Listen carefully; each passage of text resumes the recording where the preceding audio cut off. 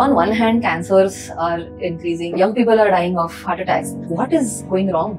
Where is the health getting ruined? Blood pressure आणि डायबिटीसचं निदान होणं हा एक जीवनातला फार मोठा धक्का आहे. Back pain, neck pain, sciatica, migraine, period pain, याच्यासाठी हा पेन किलर्सचा कुठेतरी होणारा ओव्हर यूज, त्याचे साईड इफेक्ट्स, त्याच्यावरची डिपेंडन्सी हे खूप होत चाललेलं आहे. तसाच वापर अँटासिडचा होतो.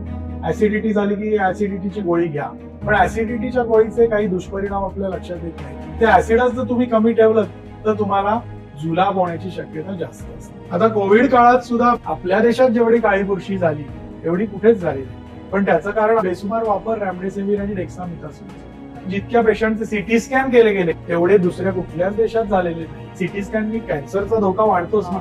एक सीटी स्कॅन म्हणजे जवळजवळ 400 एक्सरेज एवढं एक्सपोजर रेडिएशनचं होतं. कोविडच्या काळामध्ये प्राणायाम, योग, नीती हे सगळे फेमस झाले आणि कित्येक डॉक्टर स्वतः याच्याबद्दल बोलू लागले, पण तरीही सर्टन सेक्शन अजून आहे त्याच्यामध्ये तेवढा ऍक्सेप्टन्स नाही आहे या ऑल्टरनेटिव्ह ट्रीटमेंटचा. पेशंट एका बाजूला असतो आणि त्या टेबलाच्या पलीकडच्या बाजूला doctor, hospital, pharmacist, diagnostic centre आणि इन्शुरन्स कंपनी असे 5 लोक आहेत. उद्दिष्ट ह्या 5 लोकांचं त्यांनी तयार केलेल्या सेवा रुग्णाला पोहोचवणं हे आहे.